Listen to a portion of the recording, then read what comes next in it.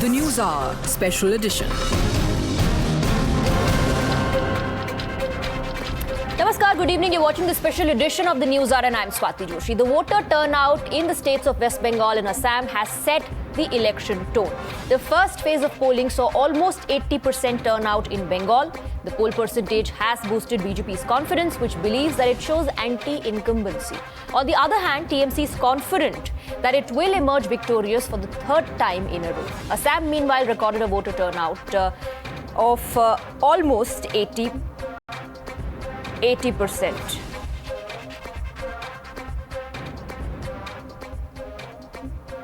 On one hand, there have been instances of political violence being reported from districts of Purbo Mednipur, Paschim Mednipur and Purulia. On the other hand, the pandemic still on ground. But West Bengal came out in large numbers on the first phase of polling here for the West Bengal Assembly elections. In the first phase, above 70% have come out and voted. This time, of course, there is a gender parity where the men and the women are almost at par with 49% women vote share. This Jangal Mahal area, which went for elections in this first phase today, holds the tribal vote share of this area, which is extremely important for the Battle of Bengal. Well, I'd like to correct myself. As far as Assam is concerned, the voter turnout that has been reported by the EC till about 6 p.m. is somewhere around 74%. That's the polling percentage in Assam and almost 80% in West Bengal. Now, let's open this up and go across to our guests to understand what does this mean. What do the numbers indicate? We have with us Saurav Shikdar, spokesperson of the Bharatiya Janata Party. Yashwant Deshmukh joins us, founder and chief editor of Sea Voter. Shehzad Poonawalla is in the studio with me, is Times Now's contributor. Riju Datta, spokesperson of the TMC, also joins us, and Sujata Paul, political analyst, is also with us on the broadcast. Good evening to all of you. I first want to go across to Yashwant Deshmukh. Yashwant Deshmukh, political pundits have for years together made us believe that when the polling percentage is high, which indicates anti-incumbency, when the polling percentage is low, which means that it is in favor of the incumbent government. But that trend also has been reversed. We've witnessed that as well. In this case, as far as West Bengal is concerned, if you compare it to 2016, there is no huge gap or a huge margin in terms of polling percentage. What does that tell you? It tells it's going to be a very, very keen contest. It is falsely assumed, wrongly assumed that a high turnout is always anti-incumbent or a low turnout is pro-incumbent. We have had all sort of exceptions everywhere. So there is no generic explanation to what kind of turnout is happening and which. It all depends on relative turnout. And when the relative turnout is high, that means both the camps are really contesting it very nice.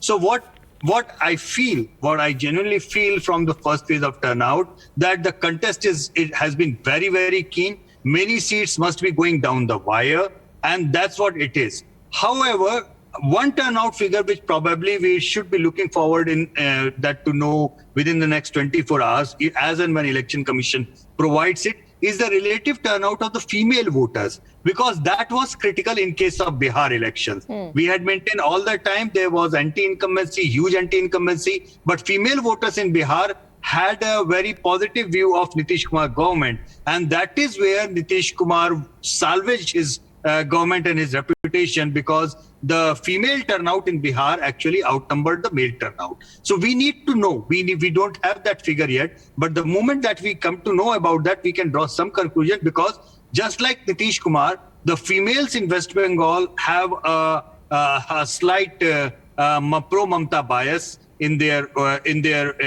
tendencies to vote. So that would be very interesting and very critical to observe. All right. I want to quickly take that point across to Shehzad Poonawalla. What is also different, although the numbers look similar if you compare it to 2016, Shehzad, what is different is that the stronghold or the foothold of the Bharatiya Janata Party during the Lok Sabha elections. Absolutely. Swati, first of all, Mr. Yashwant Deshmukh is absolutely right that a direct correlation between high voter turnouts and it being an anti-incumbency vote cannot be directly drawn in every case. But in this particular case, one thing is very clear, that an area that has been nurtured by the BJP consistently after 2018, and they've reap dividends of it in 2019. This is the area which has a large number of Mahato Kurmis. It has the most backward, so-called backward classes, the poorest of the poor. Purulia is a very backward region. Areas which the BJP has cultivated, the cadre of the BJP and the BJP as a party has been able to drive these voters out to the polling booths, and that is important and significant. Now, Mamata Banerjee and her party would have been hoping that this kind of mobilized voting doesn't happen in this area because it has not been favorable for her, and therefore from this particular phase, a high voter turnout means the BJP has been successful in bringing out the voters without fear or favor to the polling booth, and they would be hoping a repeat of the 2019 Lok Sabha performance where they were leading in a large number of assembly seats. I think 20 out of 30 they were leading, and therefore they would be hoping that that kind of voter turnout means that they will at least grab 20 to 25 seats in this particular phase. Okay, I think Yashwant wants to come in. Yes, go ahead, please. Yeah, I just have a point that a majority of the points I agree with Shahzad on the areas and the backwardness, and we should be really happy with a really high turnout. What it also means that yes, BJP has also kind of put it entire might and strength to increase that turnout, and this is why overall turnout probably is matching the last time's turnout. However, in these 30 seats, just like Shahzad just said, that 20 out of those 30 segment BJP led in 2019. But in 2016, it was 27 out of 30 going for Mamata Banerjee. So obviously, both these parties have a lot of stake in this particular round. On one side, Mamata was leading 27 out of 30 just 5 years back, and 2 years back, BJP was leading 20 out of 30. So obviously, a great mobilization work has been done, and the better the mobilization, it's good for both the parties, to be honest, in that way. However, precisely the demographic sections which Shahzad just pointed out, we just need to dissect those turnouts, in terms of which district-wise, which area-wise, where the turnout has gone up, where it has gone down. And the female turnout is the thing which Election Commission provides. That will give us a lot of insight. Actually, within 24 hours now, hopefully. Election Commission always provide those details. We are just looking forward to that data. Right. And correct me if I'm wrong while I ask a question, Riju Datta. 91% of these seats come from rural areas. There's a considerable hold or considerable vote share of the SC, ST and backwards, like Shahzad was highlighting. So, Riju Datta, if the Lok Sabha trend repeats itself, then that could mean trouble for you. Yes, but I'll slightly disagree with my friend Shahzad there that yes, even though in 2019 BJP swept the area and they got 20 seats, you also have to understand that from 19 to 21, TMC also had 2 years to, do their calculations and grab the seats back.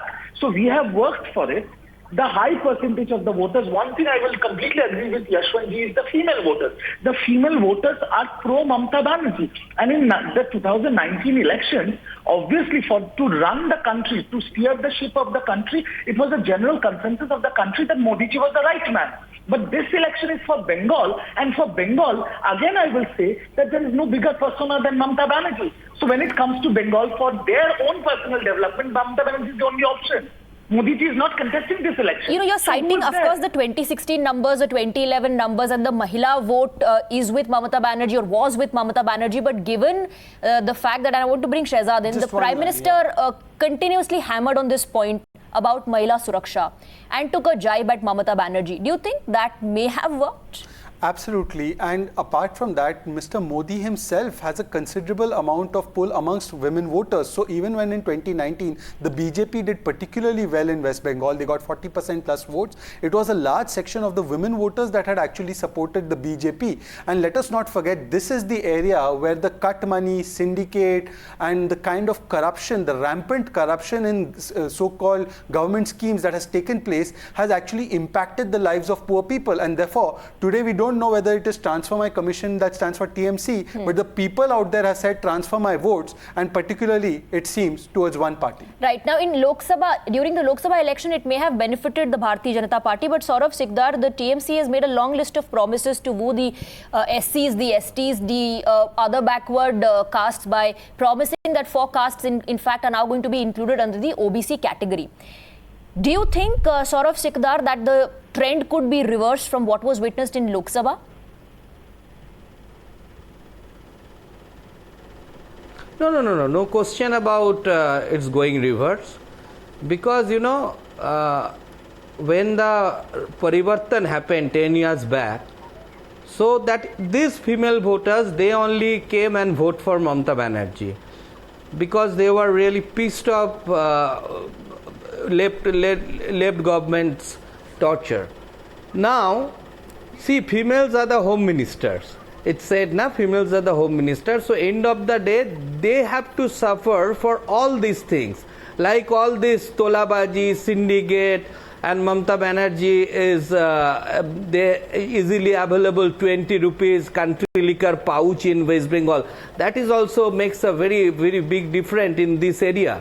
So female voters are definitely are going to be with Modi ji, like they have already been benefited from getting Ujjwala Yojona's gas and Jan Dhan account, like so many things. That and was so also a many big issue things. because the Bharatiya Janata Party said that the state Nidhi, government is not letting these central schemes be implemented in the state of West Bengal.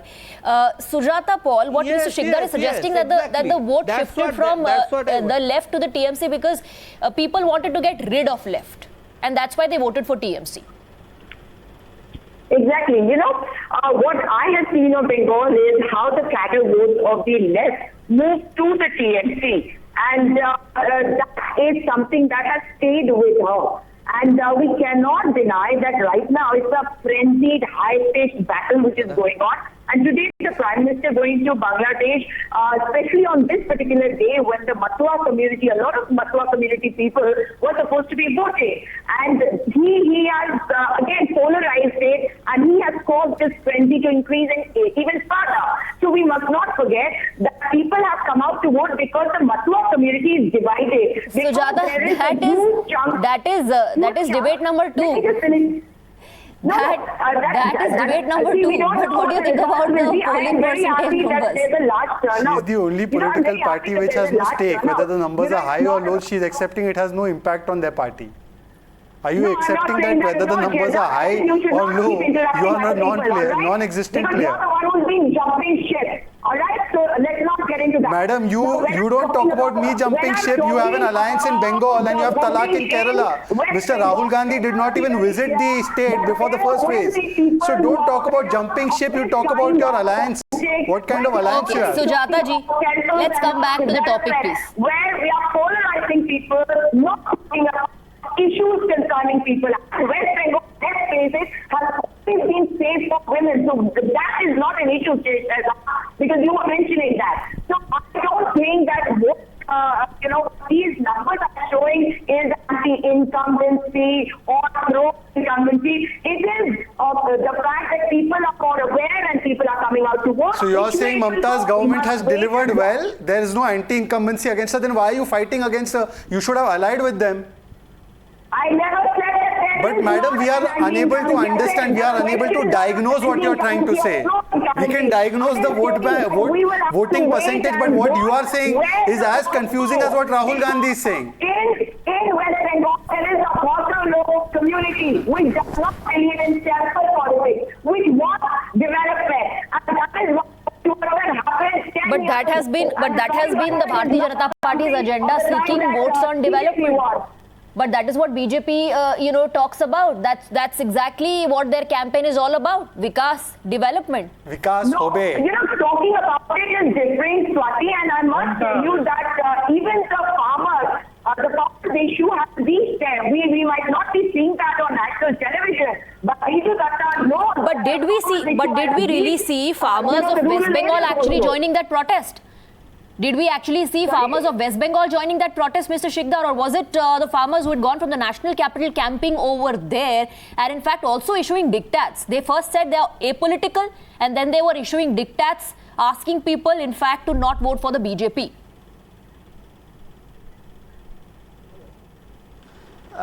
There is some problem with my audio.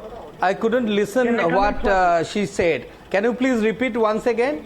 What I'll do is I'll go across to Riju Datta and then you can counter him. Yes, Riju Datta. See, first of all, my dear friend Saurav mentioned the Ujala scheme and the other schemes, but I'm sure he knows, he's very well educated that now Ujala has lost olive Roshni and the gas is at 950. Now he talks about the women voters. Obviously, we should talk about it. And I believe in the state of West Bengal, the most important thing is women's safety and security, which is the best in the country. And secondly, if you talk about women empowerment, then from schemes to Kanyasri to Shobut Sati to even the Shastro Shati card, which is provided to the female head of the family, and Mamata Banerjee going on to promise that they will get a minimum household income. That is the definition of women empowerment. So obviously the women voters of the state will, incline towards Mamata Banerjee, and they are the deciding factors in this election. And lastly, I want to say that, it is obviously the battle is against the persona of Mamata Banerjee versus Modi ji, true fact, but it is also against the credibility and the deliverability of the Mamata Banerjee government, who have actually touched the lives of people in Bengal with their social welfare scheme, whereas it is against 7 years of nothing but jumla. The people of this country have seen that. But the BJP also has been saying, and as you know, whether women have voted in the first phase for TMC or not, we don't know that at this point in time. Those, of course, are your claims. The BJP is making similar claims, but the Bharatiya Janata Party is also talking about central schemes being blocked in West Bengal. I want to take a response on. Let Mr. Shikdar respond, please. Yeah. Yes. First of all, Ayushman Bharat. In Corona pandemic, if people would have this Ayushman Bharat with them, so many people will be benefited. Secondly, Kishan Nidhi, what I was talking about, in that area where today's vote was conducted, is mainly agriculture area. Mamata Banerjee didn't allow the Kishan Nidhi to be implicated because there was no scope of taking cut money. So, thousands of lakhs of farmers were suffered for that. And Rijuda, you are talking about the price of cylinder. Just people didn't forget 2-3 months back what was the price of potato in West Bengal. Just failure of West Bengal government control of price. So don't talk about the price rise. West Bengal. Okay, that is again claim versus claim, but let's focus on the numbers. Shehzad, what these numbers also suggest is that whenever there is a increase in polling percentage, what you witness is a very, very close fight. Now, that's what Yashwant was also pointing out. As far as these numbers are concerned, it looks like there's going to be an extremely closely fought battle between the TMC and the BJP. And I'm saying that because left and Congress is nowhere visible. Absolutely. The left and Congress is actually out of this entire game. It is a two-polar fight. It is a fight between TMC and the BJP. And the larger the voter turnout, it means that the BJP will be able to give a tough fight, especially on the marginal seats. The TMC actually holds 27 seats out of this. Now, wherever there is a marginal difference of votes, less than 10,000, less than 5,000, less than 3,000, there the BJP actually has a good chance to take those seats away from the TMC. And that's how it will try to actually get a large chunk of these 30 seats. Now, the most important question, Riju Datta, is that whatever you're doing, you're just trying to play it on the women card. That is fine. But there is also a large population of the Adivasis. There's a large population of the SC community. Now, those are communities that have been backing the BJP across various parts of the country because the BJP has been coating them heavily with schemes and also with a kind of blend of identity politics that Mamata Banerjee has not been able to manage. Mamata Banerjee's party has been unfortunately identified as a party that is doing Muslim appeasement politics, and the counter of that is that these communities have shifted their loyalties towards the BJP. Whether you like it or you don't like it, how have you addressed that in the last 6 months? Yeah, Sujata Paul is not agreeing with you, but Sujata, then you'll have to explain the Lok Sabha trend. You'll have to explain BJP's success in the Lok Sabha elections. Look, like I said, that there has been polarization. I'll talk specifically about one constituency, for example, Raniganj. And next to Raniganj is Asansol. Asansol, Bakul Supriyo won the MP seat, right? But Raniganj, which comes under it, was won by the left. Runu Datta. Now, Runu Datta has been the MLA for a very, very long time. So, there is an anti-incumbency. I am admitting to it. However, the TMC's candidate, he is not popular at all over there. While the BJP might make get an edge over there. Yes, Runu Datta is the most popular. If you are accepting that there is anti-incumbency, you in fact are giving the benefit to the other opponent. Because I'm telling you, because the fight was between the left and the TMC. And the projected. Okay, can I ask you one question? Madam, can I ask you one question? I'm giving you an example of... No, Sujata, if there was such a good political dividend to reap, why did Rahul Gandhi not go in this phase for Why are campaigning? you talking about only Rahul Gandhi? Is Rahul But Rahul Gandhi is your most important leader, unless you're telling me Anand Sharma and Ghulam Nabi Azad are. Also, Sujata, there was this entire list of star campaigners that was released by the Congress party. When do they actually Sujata, plan why to you get have them to on import ground Rishi Ghosh from Delhi? after all the phases are over? Well, you have imported everybody from TMC, Mr. Singhal, haven't you? If the TMC is getting film stars, you're doing the same thing. There is no difference between the two of you. And do you admit that the Mathura community has been influenced today? That is in 30 of 70 seats. Tell me. अरे madam आपको आज temple वाले पे debate होगी आप temple के पीछे ही पड़ चुकी हैं That's debate number 2. You are behind the temple, you are not seeing the vote share or the voting percentage, you are only behind the temple. Matua के मंदिर में कैसे चले गए प्रधानमंत्री? आपकी कोई ज्यादती दुश्मनी है क्या मथुआ के मंदिरों से?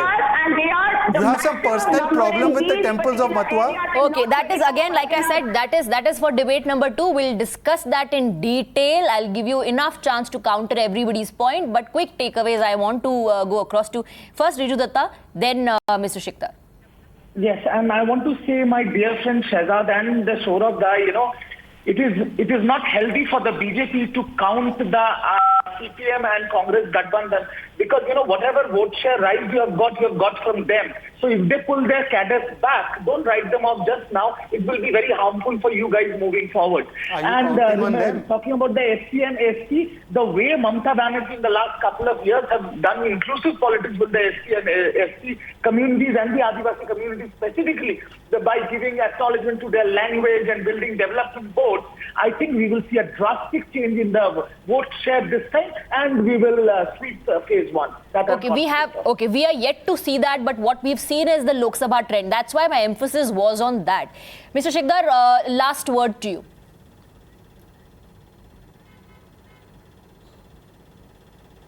Well, Mamata Banerjee only made this SC and ST voters of West Bengal just treat them as a vote bank. She never actually did something good for them. That's why last Lok Sabha election they were with us.